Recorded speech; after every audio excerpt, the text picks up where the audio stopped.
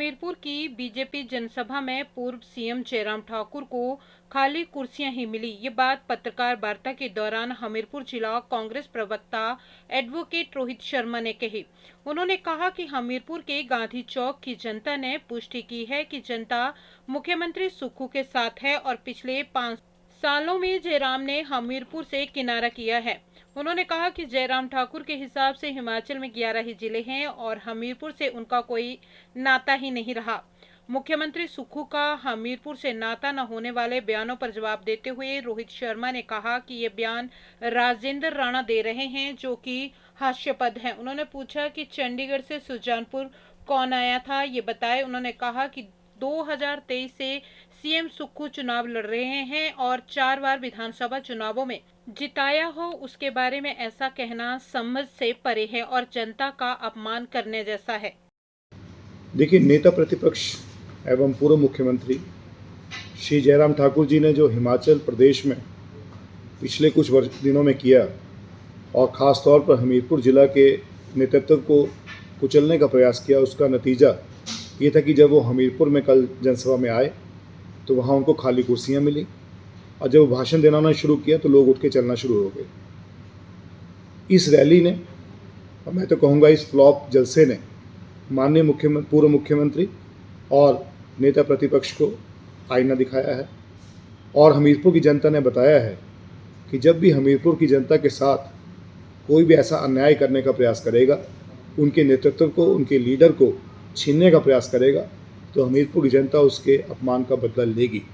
और मैं कह सकता हूं कि कल हमीरपुर की जो गांधी चौक की जनता थी, उन्होंने इस बात की पुष्टि की है कि वो माननीय मुख्यमंत्री श्री सुखविंदर सिंह सुक्खू के साथ हैं और जयराम ठाकुर जी जो पिछले 5 वर्ष जब भारतीय जनता पार्टी की सरकार रही तब हमीरपुर में ना तो आते थे, ना ही हमीरपुर के लिए कोई उनका बहुत बड़ा कंट्रीब्यूशन है, बल्कि उनके हिसाब से हिमाचल में 11 ही ज़िले थे, हमीरपुर नाम का ज़िला उनके पैमाने में नहीं था, जिसके फलस्वरूप उन्होंने हमीरपुर के साथ भेदभावपूर्ण रवैया रखा और जब 2022 के चुनाव हुए तो एक भी सीट भारतीय जनता पार्टी ने हमीरपुर ज़िले में नहीं जीती।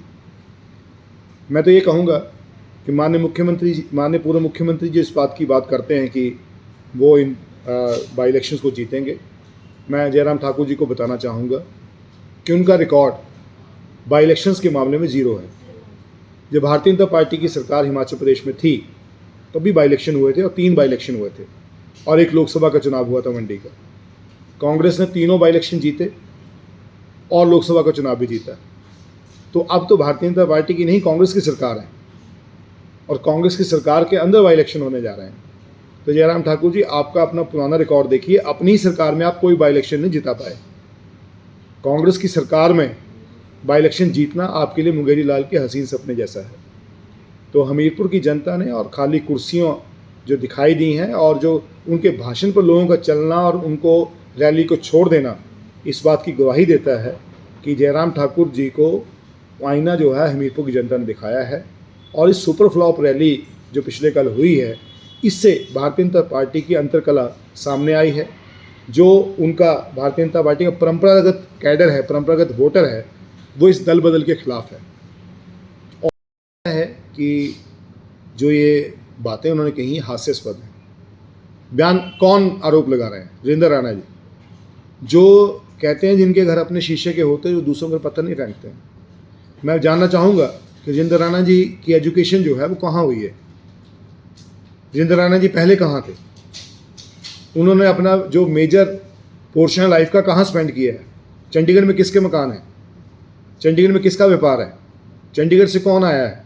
सुखविंदर सुक्खू तो नहीं आया।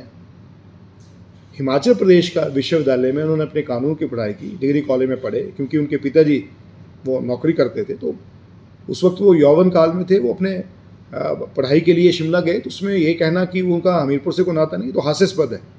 और मोर ओवर वो 2003 से यहाँ से चुनाव लड़ रहे हैं, 4थी बार विधायक बने हैं। जिस व्यक्ति को 4 बार नदौन की जनता ने जिताया हो, जिस व्यक्ति को 4 बार विधानसभा के सदन में नदौन की जनता ने पहुंचाया हो, उसके बारे में कहना कि वो नदौन से और हमीरपुर से उनको कोई नाता नहीं, हास्यास्पद है। बल्कि वो नदौन और हमीरपुर की जनता का अपमान कर रहे हैं।